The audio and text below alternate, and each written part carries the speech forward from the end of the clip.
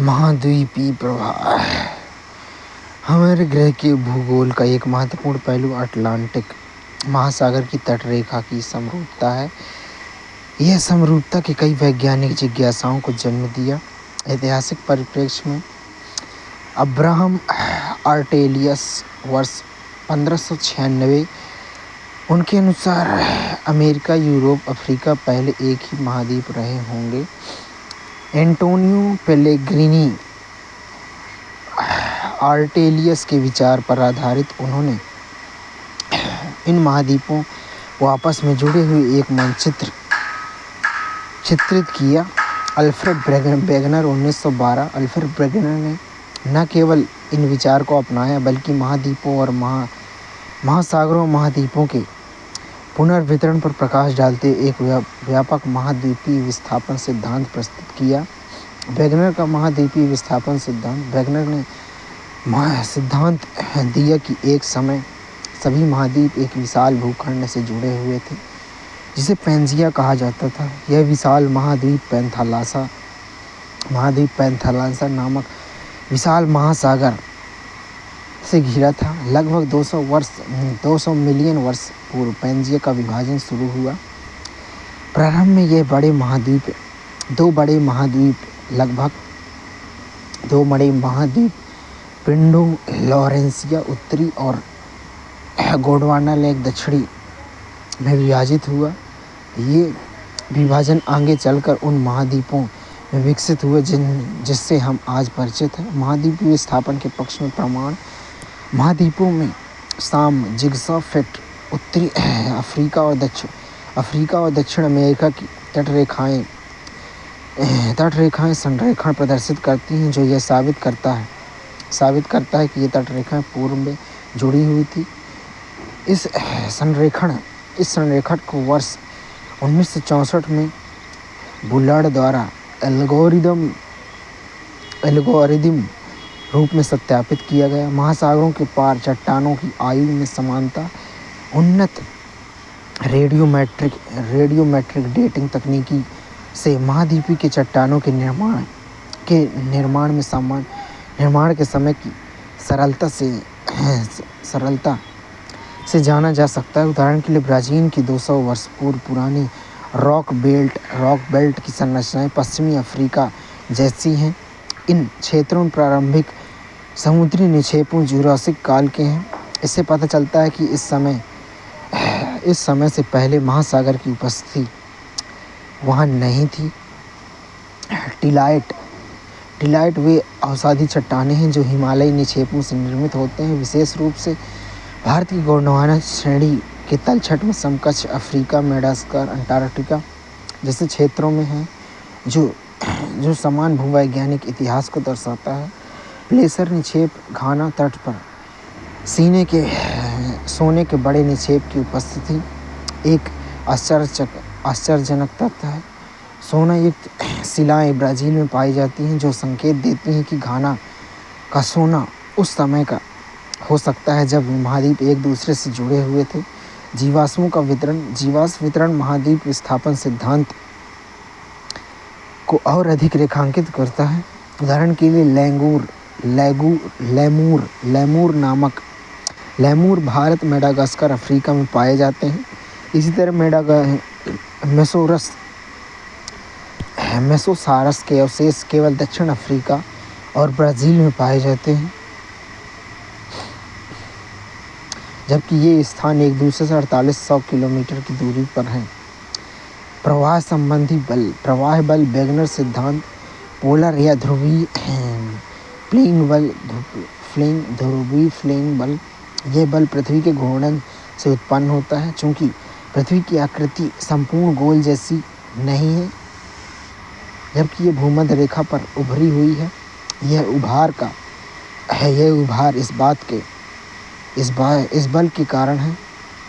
ज्वारीय बल चंद्रमा और सूर्य द्वारा लगाए गए गुरुत्वाकर्षण खिंचाव के कारण जब यह बल समुद्री ज्वार के लिए उत्तरदायी है। वेगनर के सिद्धांतों के बावजूद कई विद्वानों ने माना कि ये बल महाद्वीप विस्थापन के लिए सर्वथा अपर्याप्त थे। प्रवाह बल के बाद अध्ययन संग्रह। जबकि महाद्वीप विस्थापन का समर्थन करने वाले पहले अध्ययन और साक्ष्य मुख्य रूप से महाद्वीपों के डेटा का उपयोग करते हैं, जैसे कि वनस्पतियों, द्वीपों एवं विशिष्ट जमाओं जैसे टिलाइट का वितरण। द्वितीय विश्व युद्ध के बाद युग में समुद्र तल की संबंधी आंकड़े प्रस्तुत करके इस समझ का विस्तार किया है। संवहन धारा सिद्धांत। आर्थर होम्स ने पृथ्वी के आवरण के भीतर संवहन धाराओं के संचालन का सुझाव देने का महत्वपूर्ण सिद्धांत प्रस्तुत किया। ऐसा माना जाता है कि ये धाराएं मेंटल के भीतर मौजूद रेडियोधर्मी तत्वों के कारण होने वाले तापीय अंतर की वजह से उत्पन्न होती हैं। होम्स ने पूरे मेंटल में इन धाराओं की एक प्रणाली का प्रस्ताव रखा, जिसमें महाद्वीप विस्थापन को संचालित करने वाले बल को समझने के लिए एक वैज्ञानिक सिद्धांत प्रस्तुत किया। यह एक प्रवाह बलों की व्याख्या प्रस्तुत करने का प्रयास था, जिसके आधार पर समकालीन वैज्ञानिकों ने महाद्वीप विस्थापन सिद्धांत को नकार दिया। महासागरीय अध्यस्थल का मानचित्रण करें तो महासागर की बनावट और आकार पर विस्तृत शोध यह स्पष्ट करते हैं कि महासागरों का अध्यस्थल एक विस्तृत मैदान नहीं है, बल्कि इसमें भी उच्चावच पाया जाता है। शोध से जलमग्न पर्वत श्रृंखलाएं, गहरी खाइयां मुख्य रूप से महाद्वीपीय किनारों के पास स्थित हैं, और विशेष रूप से सक्रिय महासागरीय चोटियों का पता चला, जो अपनी ज्वालामुखी गतिविधियों के लिए जानी जाती हैं। एक आश्चर्यजनक अवलोकन महाद्वीप और पट्टी के चट्टानों का काल निर्धारण था। ये चट्टानें महाद्वीप चट्टानों की तुलना में नवीन हैं। महासागरीय कटक के दोनों तरफ की चट्टानें जो कटक से बराबर दूरी पर स्थित हैं, उसकी आयु व संरचना में भी समानता है। महासागरीय अध्यस्थल की बनावट, गहराई और उच्चावच के आधार पर समुद्र तल को 3 भागों में विभाजित किया जा सकता है। महाद्वीपीय सीमा, वितली मैदान और मध्य महासागरीय कटक। महाद्वीपीय सीमा यह महाद्वीप तटों और गहरे समुद्री बेसिन के बीच का क्षेत्र है। इसमें महाद्वीपीय मग्न तट, महाद्वीपीय ढाल, महाद्वीपीय उभार, गहरी महासागरीय खाइयाँ शामिल हैं। गहरी महासागरीय खाइयों के क्षेत्र महासागरों और महाद्वीपों के वितरण के अध्ययन के लिए विशेष रूप से महत्वपूर्ण है। वितली मैदान महाद्वीपीय तटों और मध्य महासागरीय कटकों के बीच स्थित है। वह क्षेत्र जहाँ महाद्वीपों से बहाकर लाए गए अवसाद इसके तटों में स्थित दूर निक्षेपित होते हैं। मध्य महासागरीय कटक पृथ्वी पर सबसे लंबी जलमग्न पर्वत श्रृंखलाएं। इन कटकों के मध्यवर्ती शिखर पर एक रिफ्ट, एक प्रभाजक पठार और पार्श्व मंडल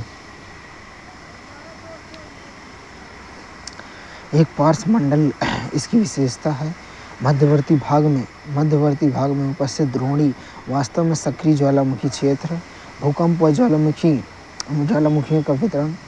अटलांटिक के भूकंपीय गतिविधियों की एक बिंदु रेखा हिंद महासागर तक फैली हुई। यह बिंदु रेखा मध्य महासागरीय कटकों के समरूप है।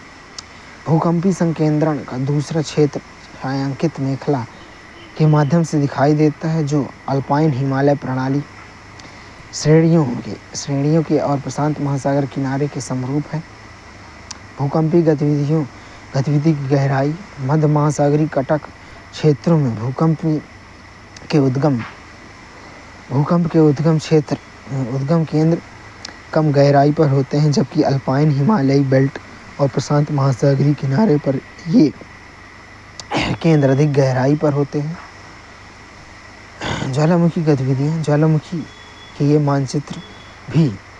मानचित्र भी इसी भूकंपीय क्षेत्र का अनुसरण करते हैं। प्रशांत महासागर के किनारों को सक्रिय ज्वालामुखी क्षेत्र होने के कारण रिंग ऑफ फायर भी कहा जाता है।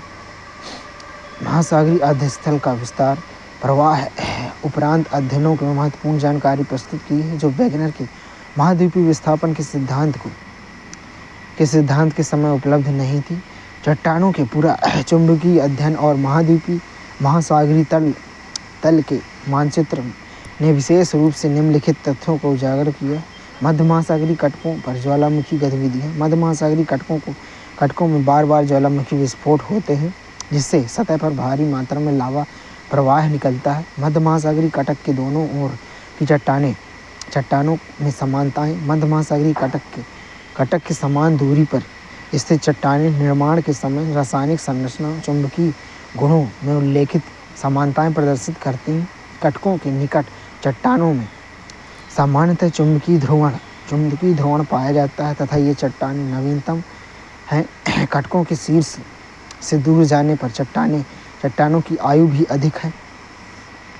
महासागरीय और महाद्वीपीय चट्टानों के बीच आयु विसंगति। महासागरीय चट्टान परत की चट्टानें महाद्वीपीय चट्टानों की तुलना में नवीन हैं। महासागरीय चट्टानों की आयु कहीं भी 200 मिलियन वर्ष से अधिक नहीं है, जबकि कुछ महाद्वीपीय चट्टानें 3200 मिलियन वर्ष पुरानी हैं।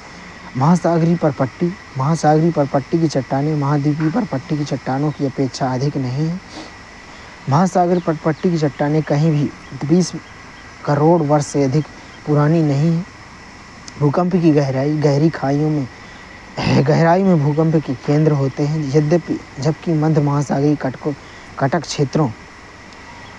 क्षेत्रों में भूकंप उद्गम के केंद्र कम गहराई पर विद्यमान होते हैं। हेस की सागरीय अध्यस्थल विस्तार परिकल्पना वर्ष 1961। चट्टानों के हैरी हेस की सागरीय अध्यस्थल विस्तार परिकल्पना 1961 चट्टानों के चुंबकीय गुणों का अध्ययन करने के आधार पर हैरी हेस ने वर्ष 1961 में सागरीय अध्यस्थल विस्तार सिद्धांत प्रस्तावित किया। उन्होंने सिद्धांत दिया कि मध्य महासागरीय कटकों पर निरंतर ज्वालामुखी विस्फोट से महासागरीय परपट्टी में विभेदन हुआ है। ये विस्फोट से निकलने वाला लावा दरार या भ्रंश को भरकर महासागरीय परपट्टी को दोनों ओर धकेल रहा है, जिससे समुद्र अध्यस्थल का विस्तार होता है। महासागरीय परपट्टी का अपेक्षाकृत नवीनतम होना, इसके साथ ही एक महासागर में विस्तार से दूसरे महासागर के न सिकोड़ने पर हैरी हेस ने महाद्वीपीय परपट्टी के क्षेपण की बात कही। हेस के अनुसार यदि ज्वालामुखी परपट्टी से नई पट्टी का निर्माण होता है तो दूसरी तरफ महासागरीय गर्तों में इसका विनाश भी होता है। प्लेट विवर्तनिकी एक अभिनव अवधारणा है जो सागरीय तल विस्तार अवधारणा की शुरुआत के बाद उभरी है।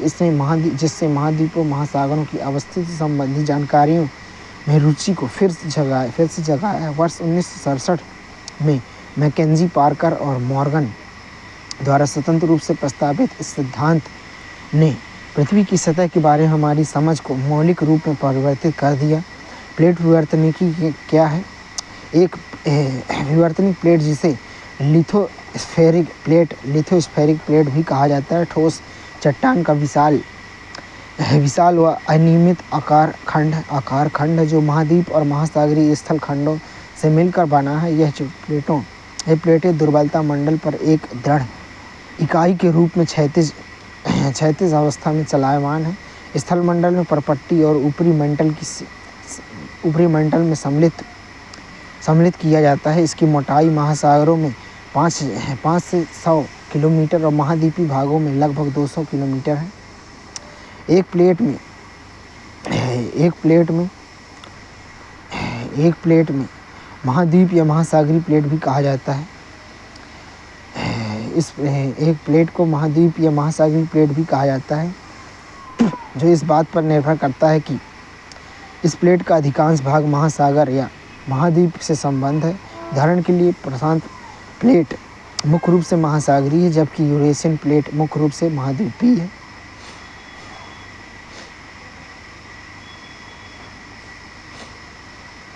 पृथ्वी के स्थल मंडल में 7 प्राथमिक प्लेटें हैं, कई छोटी प्लेटें विभाजित हैं। प्रमुख बड़ी प्लेटों में अंटार्कटिक प्लेट, जिसमें अंटार्कटिका के घिरे हुए महासागर भी शामिल है।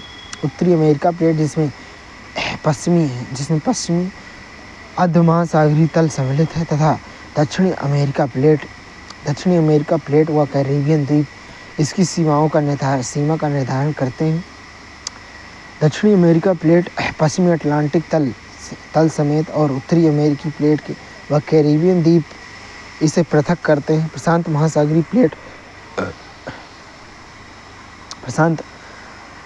Plate Indo Australian New Zealand plate, Africa plate जिसमें पूर्वी अटलांटिक तट शामिल है, यूरेशियाई प्लेट जिसमें पूर्वी अटलांटिक महासागरीय तल शामिल है। कुछ महत्वपूर्ण छोटी प्लेटों में कोकोस प्लेट मध्य अमेरिका और प्रशांत प्लेट के बीच स्थित है। नज़्का प्लेट दक्षिण अमेरिका और प्रशांत प्लेट के बीच स्थित है। अरेबियन प्लेट मुख्य रूप से सऊदी अरब का भूभाग है। फिलिपीन प्लेट एशियाई और प्रशांत प्लेट के बीच स्थित है। कैरिबियन प्लेट फिलीपीन और भारतीय प्लेट न्यू गिनी के उत्तर के बीच स्थित है। क्यूजी प्लेट ऑस्ट्रेलिया के उत्तर पूर्व में स्थित है। प्लेटों का विचरण वैज्ञानिक की संकल्पना की केवल महाद्वीप गतिमान है सही नहीं है। महाद्वीप एक प्लेट का हिस्सा है, प्लेट चलायमान है। भूवैज्ञानिक इतिहास में सभी प्लेटें गतिमान रही हैं, भविष्य में भी गतिमान रहेंगी। वैगनर के अनुसार आरंभ में सभी महाद्वीप से मिलकर बना एक सुपर महाद्वीप पैंजिया के रूप में विद्यमान था। यद्यपि बाद की खोजों में स्पष्ट किया कि महाद्वीप पिंड जो प्लेटों के ऊपर स्थित है वह भूवैज्ञानिक काल तक चलायमान थे। पैंजिया अलग अलग महाद्वीप खंडों के अनुसरण से बना है जो कभी एक या किसी दूसरे प्लेट के हिस्से थे। पूरा चुंबकीय आंकड़ों के आधार पर वैज्ञानिकों ने विभिन्न भूकालों में प्रत्येक महाद्वीपीय खंड की अवस्थिति निर्धारित की है। भारतीय उपमहाद्वीप अधिकांश से प्रायद्वीप भारत की अवस्थिति नागपुर क्षेत्र में पाई जाने वाली चट्टानों के विश्लेषण के आधार पर आंकी गई है। प्लेट की तीन प्राथमिक प्रकार हैं। अपसारी सीमा जब दो प्लेटें एक दूसरे की विपरीत दिशा में दूर हटती हैं, इससे नई परपट्टी का निर्माण होता है जिसे उन्हें अपसारी प्लेट सीमांकन कहते हैं। अपसारी सीमा का सबसे अच्छा उदाहरण मध्य अटलांटिक कटर है, जहाँ से अमेरिकी प्लेट और यूरेशियन व अफ्रीकी प्लेट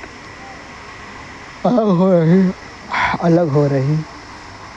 अभिसारी सीमा जब एक प्लेट दूसरी प्लेट के नीचे धंसती है तब भूपरपट्टी नष्ट होती है, वह अभिसरण सीमा है।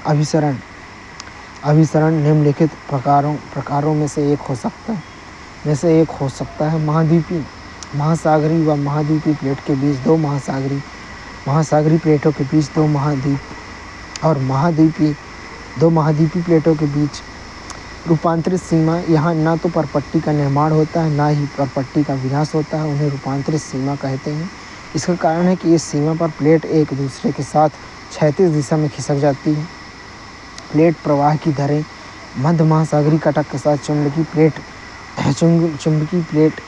प्लेट गति दर को प्रकट करती हैं।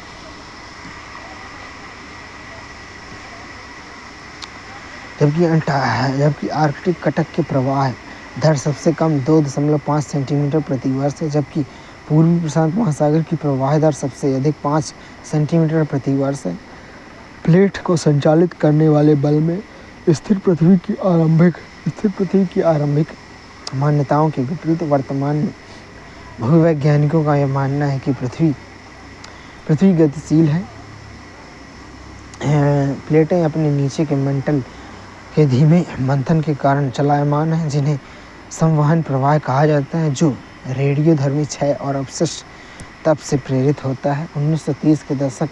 के विचारों में निहित यह सिद्धांत दावा करता है कि यह मेंटल संचलन प्लेट को प्रभावित करता है। भारतीय प्लेट का संचलन। भारतीय प्लेट की सीमा उत्तरी सीमा हिमालय एक महाद्वीप अभिसरण क्षेत्र का प्रतिनिधित्व करता है। उत्तरी सीमा